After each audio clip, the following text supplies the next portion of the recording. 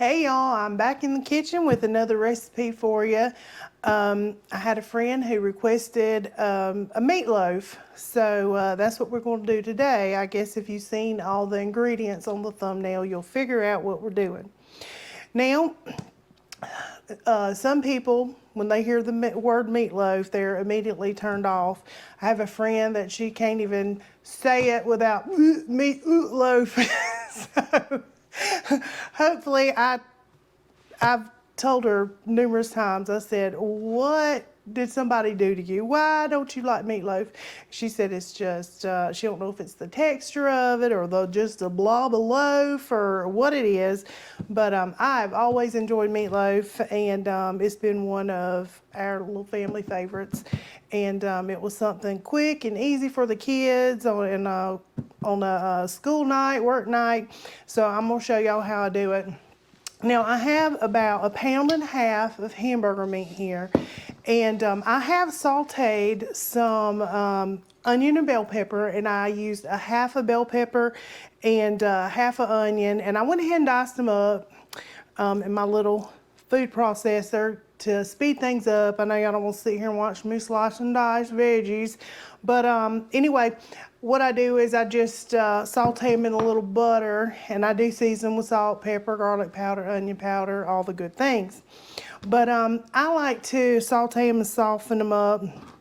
I had 2 kids that did not like onions, and so especially not crunchy in anything. So the older they got, they realized Mama's right, and this gives you good flavor. But I had to be real creative in hiding some onions.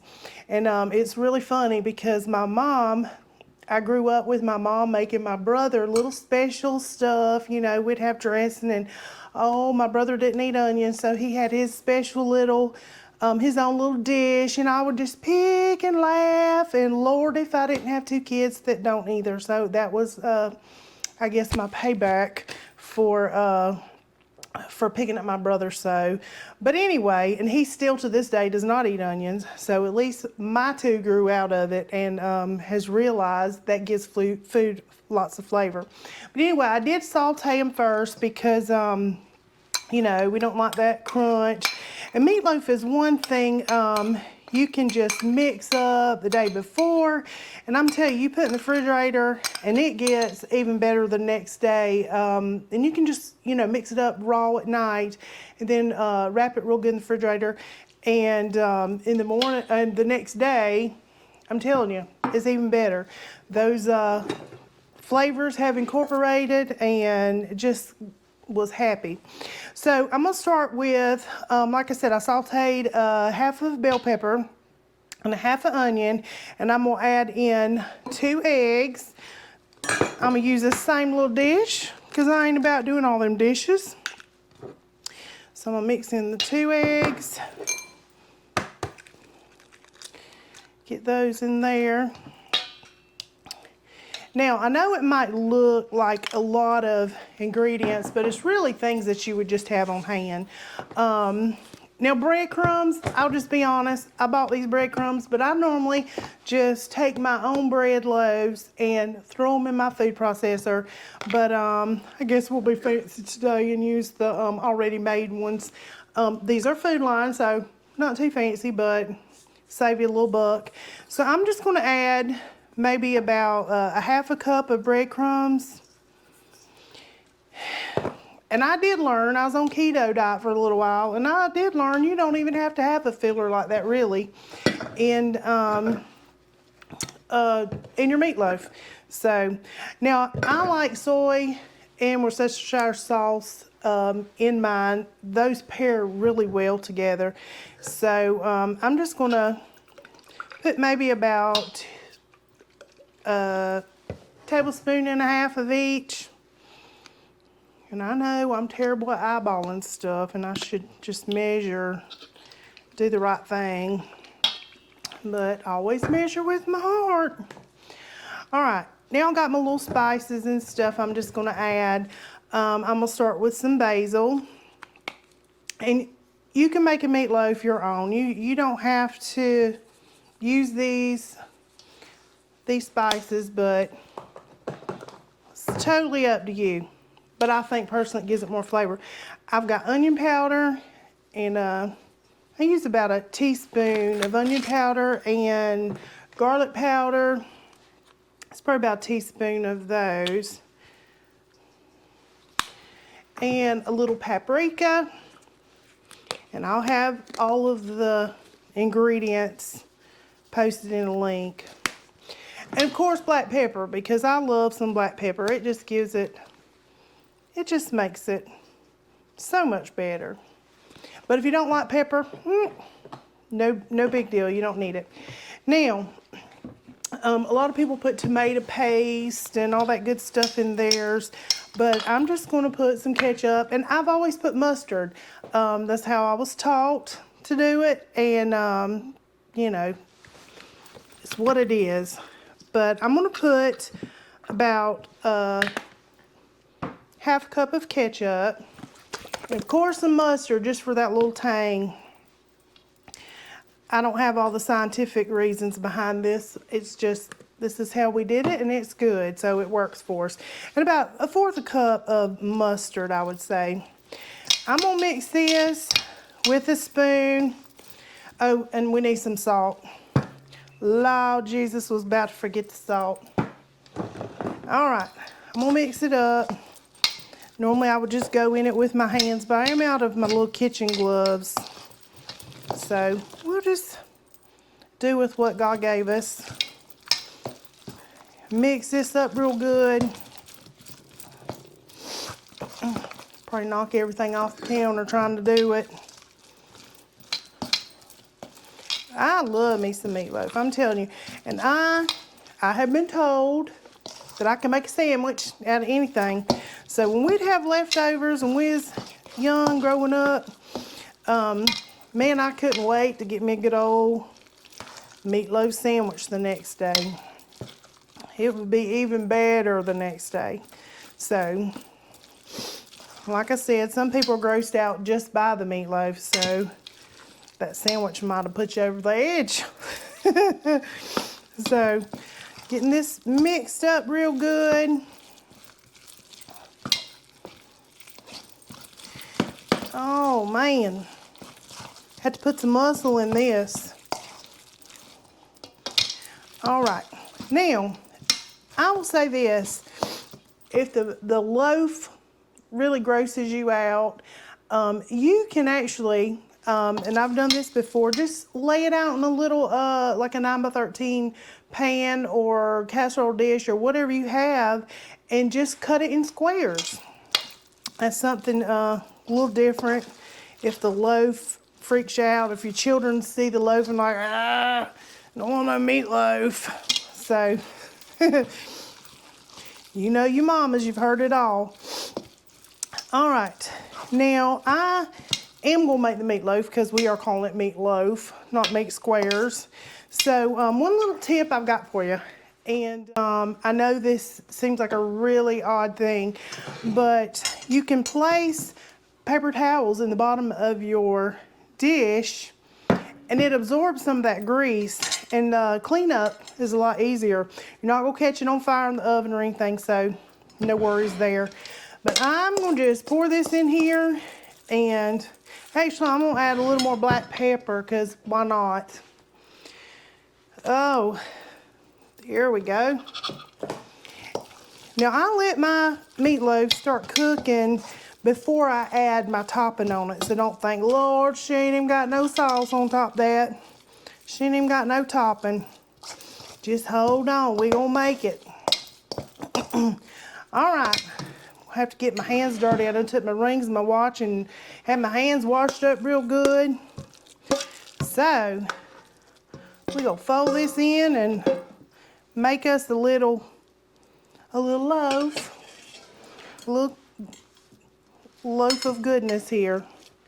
Alrighty. And there ain't no special way to do it. Just get in there. Get in there with your hands. Mash it down a little bit. Because if it is sticking up all big and fat, it does take just a little longer to cook it. And don't worry about that little paper towel. It's going to absorb. It's going to be just fine. So I'm going to wash my hands real quick. Then we'll put it in the oven and get this thing going.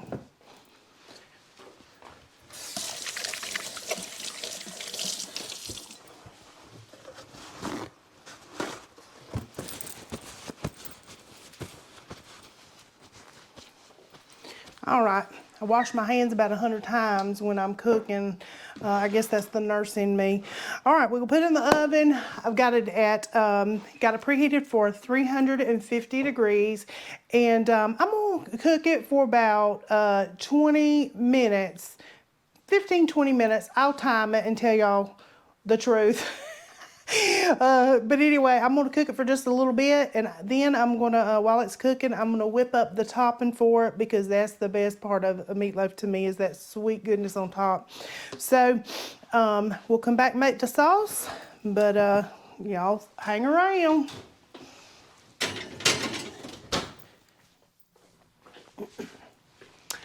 All right, y'all, my meatloaf has been cooking about 15 minutes now, so I'm gonna go ahead and start the sauce and show you what I do.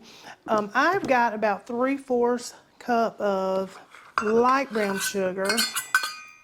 I've got a cup of ketchup.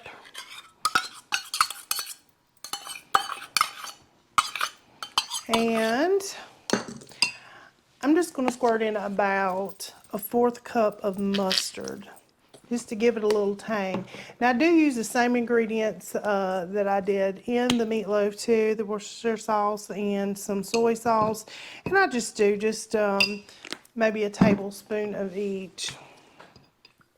Give it some little flavor. And of course the same flavor in the onion powder and garlic powder. Put that in there. About a half a teaspoon of each. Just measure with your heart. Do it how you like it. And of course, my little handy dandy black pepper. And of course, I like a lot of that. Just gonna mix this up real good. In fact, I'm gonna get the whisk. Put some muscle into it. All right. It's going to be fairly thick, so that brown sugar though is what makes it stick to it and make it really good and sweet. And if you don't like the sweet, you know, there's several other recipes. Some people just put ketchup on it, but it just kind of hurts my heart to just do one thing, I guess. And so I add a little bit of this and a little bit of that. So I'm gonna go ahead and get it out of the oven. This is what it's looking like right now. So we scooch it over here so you can see. And I just throw things. I just take my little brush and I'm gonna brush it on. Pour it over and brush it on. And we're gonna put it back in the oven for a little bit till it's nice and cooked. Just gonna pour that on. All that goodness. This is my favorite part. Is all the sweet topping. I don't know if you can see it, but you can see the grease is being absorbed in that little paper towel there. I don't want to turn it too much on my topping. Gonna go flying to the other side of the bowl. We don't want that. All right.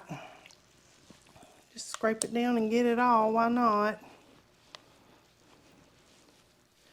All right, spread that around. We're just gonna put it back in the oven and let it finish cooking and let that little topping get all gooey and sticky and just good. So put it back in the oven. Whew, that's hot. And I'm gonna let it cook now for about, I'd say about another 20, 30 minutes. So we'll check it then.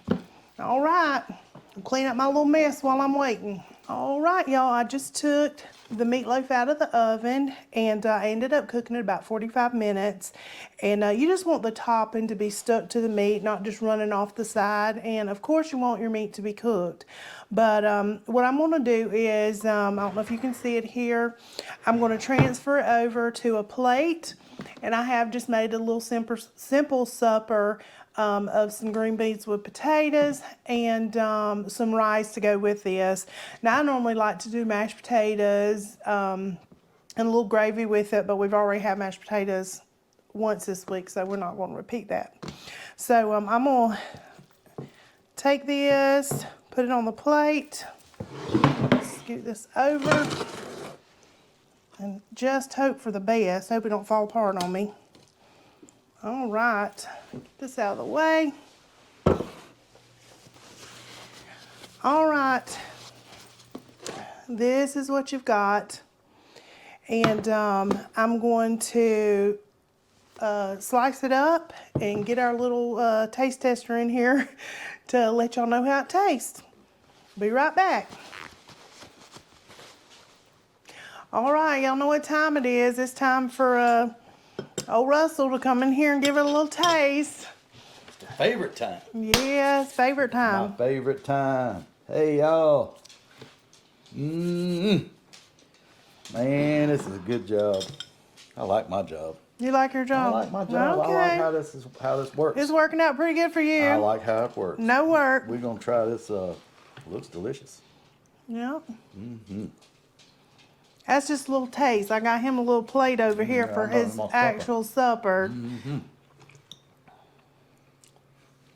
Pretty good? Yeah, it's pretty good. All right. Is it juicy? Tender. Good flavor? Juicy. Ketchupy. Good. A little A sweetness? little crunchy in it with the onions and bell peppers. Oh. It's good. All right Very then. good. Y'all, look. I said it on the last one. Here's his plate for supper. See how this goes? Yep. It's a losing battle. It's really a losing battle. All right, y'all. I hope you like this video. If you've not subscribed, I would hope that you would. But we'll see you next time. Catch you on the next one. Okay.